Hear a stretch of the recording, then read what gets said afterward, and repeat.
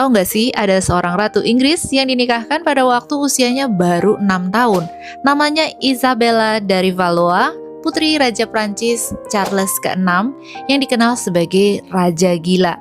Tahun 1396, dia dinikahkan dengan Raja Inggris, yaitu Richard II atau Richard II, yang waktu itu sudah berusia 29 tahun dan baru aja kehilangan istri pertamanya karena wabah.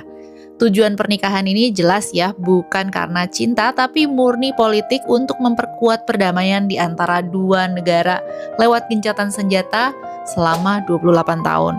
Zaman sekarang, pernikahan seperti ini terkesan menyeramkan, tapi waktu itu Raja Richard justru bilang usia Isabella yang masih sangat kecil itu sangat menguntungkan. Dia bilang dia bisa membentuk Isabella jadi Ratu Inggris ideal versinya. Untungnya perjanjian nikah mereka bilang bahwa pernikahan ini nggak boleh dikonsumasi sampai Isabella berusia 12 tahun atau tidak boleh melakukan hubungan suami istri sampai berusia 12 tahun.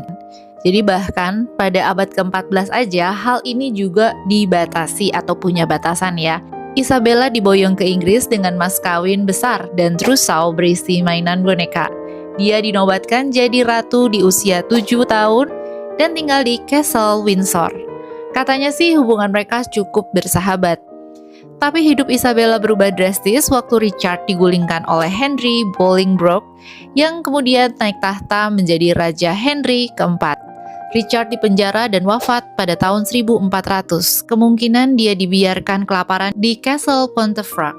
Isabella yang masih kecil dijadikan tahanan rumah dan Henry keempat berencana menikahkan dia dengan putranya. Tapi Isabella kemudian menolak.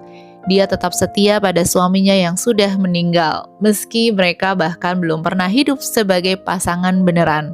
Baru di usia 11 tahun dia boleh pulang lagi akhirnya ke Prancis tanpa mas kawin dengan status janda pernikahan yang belum pernah dikonsumasi. Pada usia 16, Isabella lalu menikah lagi dan kali ini dengan Charles, Adipati Orleans.